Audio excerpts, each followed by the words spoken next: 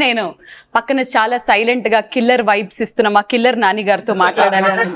Killer Nani గారు కదా, అసలు అంటే సునీల్ గారిని మేము ఎన్నో పాత్రల్లో చూసాము అండ్ మీ గ్రోత్ అలాగా మీ గ్రాఫ్ చూస్తూ ఎంతో ఆనందపడతాము తెలుగు ఆడియన్స్ గా, ఇప్పుడు తమిళ ఆడియన్స్ గా కూడా మేము హ్యాపీగా ఫీల్ అవుతున్నాం.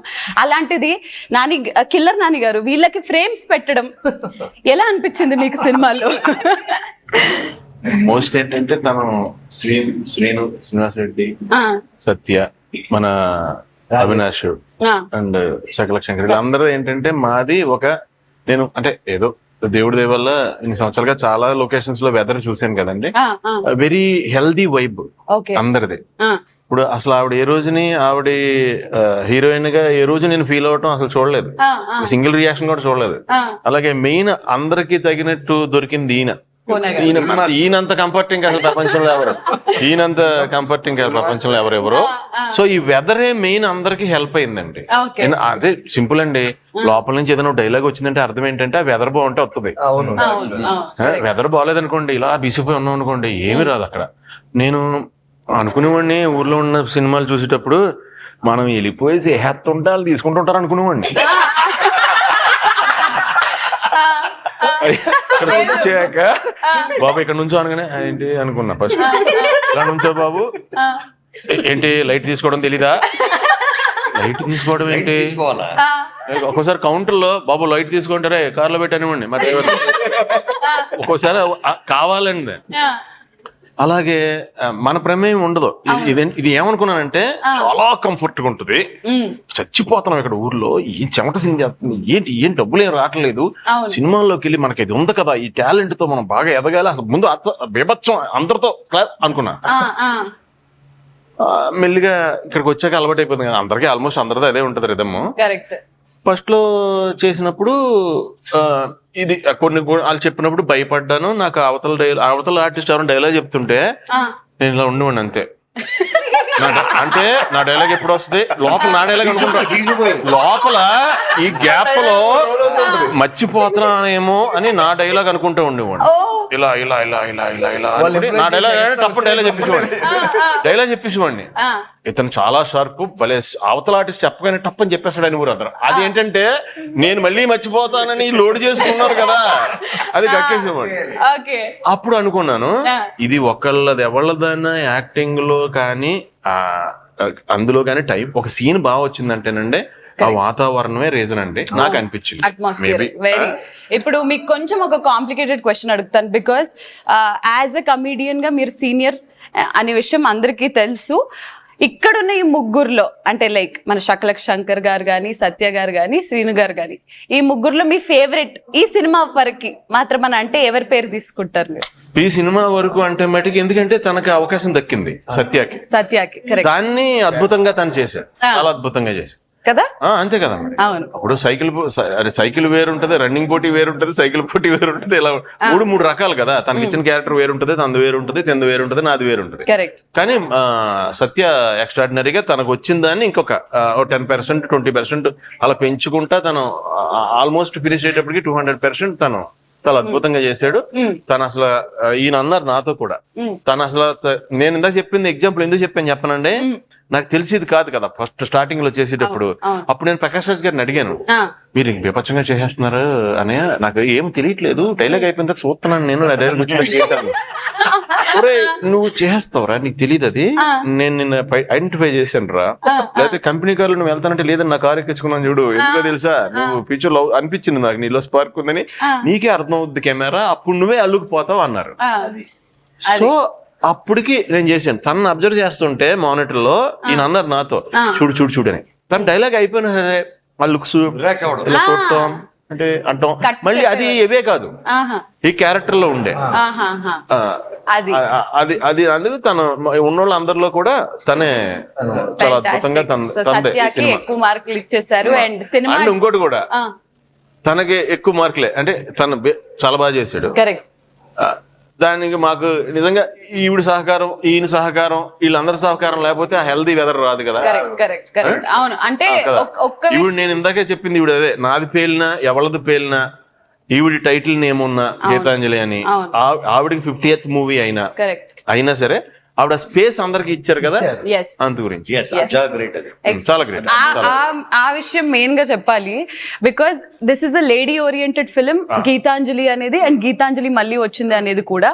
But one thing that is most appreciated is ఇప్పుడున్న ఈ కాంపిటేటివ్ ఫీల్డ్ లో, అంటే ఇప్పుడున్న అంటే నా పోర్షన్ ఎంత ఉంది ఏంటి, నాకెన్ని ఉన్నాయి, ఎంత సాంగ్స్ ఉన్నాయా, కమర్షియల్ స్పేస్ నాకెంత ఉంది అనేది, అది కాకుండా ఈ సినిమాని మీరు ఎంత ఓన్ చేసుకున్నారా అంటే మేమందరం పాత్రలు, we're all heroes of the film అని అన్నట్టు. అంటే ఐ డింట్, నాకు ఇది ఇందులో అంజలి హీరోయిన్ లేదా సత్య హీరో అలా అని కాదు, వీళ్ళందరూ ఒక characters, they are trying to convey movie some main కూడా ఇది. అండ్ అలీ గారు కూడా ఉన్నారు ఈ సినిమాలో. బేసిక్ గా ఏంటి అంటే నేను సినిమా చూసే విధం ఏంటంటే, నేను ఇది ఆఫ్ స్క్రీన్ కూడా చాలా మంది చెప్తాను, మనం బిహైండ్ ద కెమెరా జుట్టు పట్టుకుని కింద కొట్టేసుకున్నా నాకు ప్రాబ్లం లేదు, స్క్రీన్ మీద ఏది కావాలో అది పర్ఫెక్ట్ గా వచ్చేయాలి. ఎందుకంటే నేను లేటర్ ఆన్ సినిమా థియేటర్కి వెళ్ళి నేను ప్రతి ఒక్కరికి చెప్పలేను ఈ సీన్ లోని మేము ఇలా మీ మూలని ఇది జరగాలి, నెక్స్ట్ సీన్ చూడండి బాగుంటుంది మనం చెప్పలేము. వన్ సినిమా అయిపోయిందంటే అయిపోయింది. సో దానికి బెస్ట్ ఏదో అది మనం ఇవ్వగలగాలి. అది నో మనం సెల్ఫిష్ గా ఆలోచించడం అలాంటి అది సినిమాకి హెల్తీ కాదు. ఇప్పుడు గీతాంజలి మళ్ళీ వచ్చిందని మూవీ మీరు తిరిగేసి రాసినా ఎటు రాసినా it's my 50th movie. And గీతాంజలికి అని ఒక రెప్యుటేషన్ ఉంది, దాన్ని పాడు చేయకూడదు. గీతాంజలికి ఉన్న reputation equal amount of horror and comedy, so అదే వర్కౌట్ అవుతుంది. సో దానికి మిగిలిన వాళ్ళకి స్పేస్ వదిలేయాలి. కరెక్ట్. సో ఎస్, మరి దిల్ రాజు గారితో మీ నెక్స్ట్ సినిమా ఎప్పుడు? గారు లాస్ట్ సినిమానే దిల్ రాజు గారితో అన్నారు, అప్పుడు అవ్వాలి, ఈసారి అనుకున్నాం, ఈసారి మరి ఎప్పుడు ఎక్స్పెక్ట్ చేయొచ్చు ఈ డైరెక్టర్ గారి దగ్గర? ఏమో మరి వెళ్ళి మళ్ళీ గీతాంజలి 3 ఆయనతోనే చెప్తే ఆయన మళ్ళీ మా మేస్త్రి గారిని పెట్టుకో. అంటే సినిమాని డ్రైవ్ చేసింది director, the captain of the ship Shiva గారు అయితే, ఆన్ ద స్క్రీన్ డ్రైవ్ చేసింది మీరు. ఎలా ఉండింది as on screen director to handle this many actors at once, ఇంతమంది యాక్టర్స్ ని? లొకేషన్ లోనే ఆయన అన్నట్టు ఆ అట్మాస్ఫియరే చాలా హ్యాపీ అన్నమాట. అంటే ఒకళ్ళు ఇప్పుడు తనకి పక్కన ఒక అమ్మాయి క్యారెక్టర్ ఉంది, ఎవరో చిన్న క్యారెక్టర్ తిని ఫ్రూట్స్ పట్టుకుంటుంది, ఆయన స్పేస్ ఇవ్వటం వల్ల చాలా మంచి పంచులు పడ్డాయి. రూమ్ లోకి వెళ్ళిన తర్వాత కూడా ఆజీ హర్ట్ అయిందని చెప్పి ఏమైనా సీరియస్ ఇవన్నీ కూడా వాళ్ళు స్పేస్ ఇవ్వటం. ఇక తన క్యారెక్టర్ కూడా వెళ్ళి ఆమె దగ్గర కూర్చొని ఏడిపించుకుంటూ చెప్పడం, ఇవన్నీ సరదాగా అంటే చాలా అందరం తలా పంచుకొని. పాపం మావాడు సాన్సెట్ కన్నా శంకర్ డబ్బింగ్లు ఎక్కువ చెప్పాడు డైలాగ్, అవన్నీ బాగా వర్కౌట్ అయినాయి. అక్కడ నిజంగా కృష్ణ భగవాన్ లాగా లాస్ట్ లో అమ్మమ్మ అని వదిలేసాడు, అక్కడ అవన్నీ డబ్బింగ్ లో కవర్ చేశాడు ప్రతిదానికి. సో శంకర్ ని అడుగుదాం, మీ ఫ్రెండ్ మిస్సింగ్ ఇక్కడ అంటే క్లైమాక్స్ లో ఆత్రేయ క్లైమాక్స్ లో చచ్చిపోయాడని తీసుకురాలేదా ఇక్కడికి? స్క్రీన్ లో కూడా మిస్సింగ్ అయ్యాడు అప్పుడు. అవును, అందుకే మా పాత్రలు అంత వాడెక్కాడు మా మీద.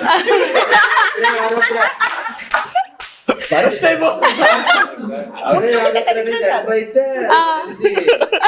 లాంటి 10 మంది వచ్చినా సరే మీకు వన్ చూసారా మీరు? చూసాను, ఆరోగ్య గుర్తుండిపోద్దా? కరెక్ట్. మరి ఈ సినిమాలో ఎందుకు తగ్గింది? ఎందుకంటే పొలిమేర వచ్చింది అదే టైంలో, దాని ప్రమోషన్లు అని ఇద్దరిని షూటింగ్ మధ్యలో వెళ్ళిపోయేవాడు, అందుకని పాపం ఆడితో కాంబినేషన్ కదా. అవును, అది అలా అయిపోయింది. ఎప్పుడన్నా అనుకున్నారా వీడి వల్ల నా లెంత్ తగ్గిపోతుందిరా బాబు? విషయం చెప్తా, మీకు వన్ లో చూడండి, మా ఇద్దరు సంబంధం లేకపోయినా చాలు దీంట్లో అవ్వలేదంట, నవ్వు కూడా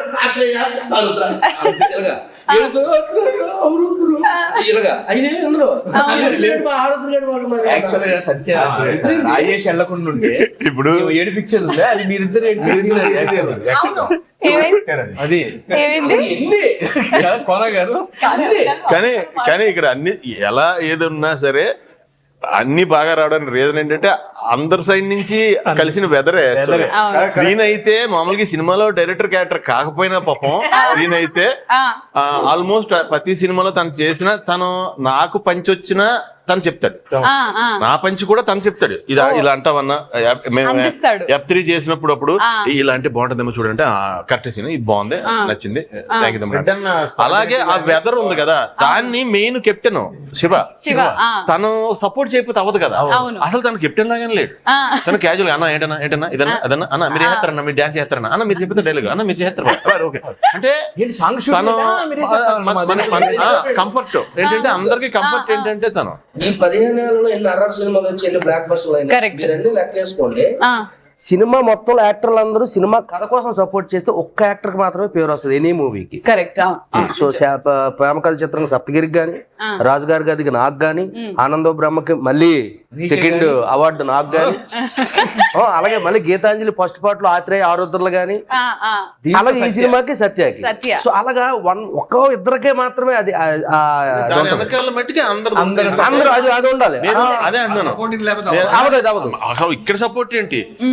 ఇక్కడ నేను చెప్పాను కదా, మన టైమింగ్ ఉంటే ఎరగొడేస్తాం సింపేద్దాం నెక్స్ట్ వీక్ ఇలా ఉండేది కదా. జస్ట్ ఒక జర్క్ వచ్చిన తర్వాత 5 ఏళ్ళ తర్వాత అర్థమైంది ఏంటంటే నాకు, మన ఒకటే టైమింగ్ ఉంటే కుదరదు. ఇక్కడ అక్కడ ఉన్న ప్రతి ఓడు కెమెరా కానీ లైట్ గా ప్రతి ఓడు టైమింగ్ ఉండాలి. ఇక్కడతో అవ్వలేదు. ఇక్కడ టైమింగ్ మనం చెప్పిన టైమింగ్ అక్కడ ఆడియన్స్ అర్థం కాకపోతే ఆ టైమింగ్ కలవమైనా మొత్తం అట. అది ఎందుకంటే ఒకళ్ళ ఏదైనా వైబ్ బాగా వచ్చిందంటే చుట్టుపక్కల వెదర్ మెయిన్ అని నేను అనుకుంటాను. Weather important. అండ్ శివ గారు ఫస్ట్ టైం డెబ్యూ చేశారు. శివ గారికి నేను అడగాలి, ఇంతమంది కోతుల్ని ఎలా సార్ హ్యాండిల్ చేశారు? ఎప్పుడైనా అనిపించిందా అంటే చింపాంజీ గారు ఒక కొరియోగ్రాఫర్ కాస్త డైరెక్టర్ అయిపోయారు. కొరియోగ్రాఫర్ అంటేనే సాంగ్ చాలా పెద్ద సీక్వెన్స్లు ఉంటాయి, చాలా మంది డాన్సర్స్ ఉంటారు. ఆ కొరియోగ్రఫీ ఎక్స్పీరియన్స్ ఈజీ, దాని వల్ల డైరెక్షన్ ఈజీ అయిపోయిందా లేకపోతే లేదు ఇది కొత్తగా ఉండిందా, ఫ్రెష్ గా ఉండిందా?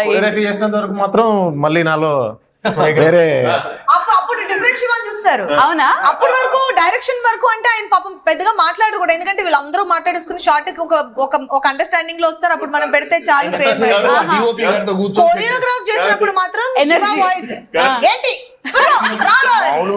చేసేటప్పుడైతే వీళ్ళందరూ చాలా చేశారు, మనం ఇదే చేస్తున్నాం అని. డాన్స్ దగ్గరికి వచ్చేటికి మనకి చాలా స్టెప్పులు తెలుసు. ఇంకోటి అదే కాన్ఫిడెన్స్ కింద వస్తుంది. షార్ట్ పెట్టినప్పుడు యాక్టర్స్ అందరూ పిల్లలు అంటే డాన్స్ చేసినప్పుడు మా బాయ్స్ బాయ్స్ బాయ్ రమ్మని బాయ్స్. చెప్పండి sir, how was the experience? Wonderful. ఇంత పెద్ద పెద్ద సీనియర్ యాక్టర్స్ పనిచేయడం ఫస్ట్ మూవీకి it's of course big opportunity. కాకపోతే ఏంటంటే వీళ్ళందరినీ ఇప్పుడు చెప్పినట్టు ఒక సీన్ మామూలుగా మనం ఎక్స్ప్లెయిన్ చేస్తాం కదా, యాక్టర్లకు కానీ సీన్ ఎక్స్ప్లెయిన్ చేస్తుంటే లోన్ చేసుకుంటారు, అది మనం పచ్చాలు చెప్పాల్సిన అవసరం లేదు. ఇప్పుడు దాన్ని కంట్రోల్ చేయాలని ఉంటుంది కదా, మీటర్ నుంచి బయటకు వెళ్ళిపోతారు. ఈ పంచ్ ఆ పంచ్ అన్న వేసేద్దామన్నా అంటే అన్న వద్దన్నా ఇక్కడ ఆపేద్దాం అన్న. ఇంత మందిలో ఎవరిని కొంచెం కంట్రోల్ చేయడం అంటే ఇక్కడ వరకే అండి సీన్ కొంచెం అని ఎవరిని ఒక్కళ్ళని కంట్రోల్ చేయడం? శంకర్నా ఎందుకు చెప్తాను, ఇప్పుడు బాడీ ఒక సైజు ఉంటుంది కదా, చెప్పేది నండి. ఇప్పుడు మినీ కోపర్ అనే కారు ఉంటుంది, అది ఎందుకంటే అది దొంగలు ఎక్కువ వాడతారంటది. ఆ వాడే ఓరంట అప్పట్లో అవి ఉన్నాయి కూడా. అది బాడీ చిన్నదే కానీ ఇంజిన్ కెపాసిటీ ఎక్కువ. ఓకే, అర్థమైందా? అంత గురించి ఆ వేగం బాడీ నుంచి బయటికి తనకు వచ్చేస్తుంటది.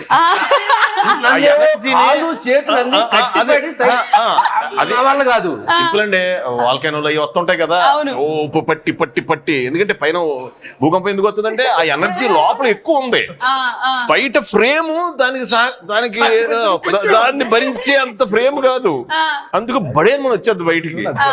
నేను తనలో అబ్జర్వ్ చేసింది అదే. తెలియదు అండి, రేపు సినిమా చూడండి స్క్రీన్ లో నన్ను మాత్రం అలా చూడండి. కొన్ని పర్ఫార్మెన్స్ జరుగుతున్నప్పుడు బ్యాక్ లో నన్ను చూడండి మీరు. అది ఎందుకు నాకు ఒరిజినల్ రియాక్షన్ కంట్రోల్. శంకర్ వీళ్ళందరూ నన్ను నా కేఫ్ వచ్చి ఫస్ట్ ఒప్పించడం కోసం వస్తారు. దాంట్లో సీన్స్ ఎండింగ్ గుర్తుందా మీకు? అందరిద్దరు కొట్టేసుకుంటూ ఉంటారు. సత్యమ్మ అమ్మాయితో కూడా దెబ్బలాడుకుంటాడు, ఆపండి అని చెప్పిన తర్వాత శంకర్ కొట్టేస్తాడు. అంటే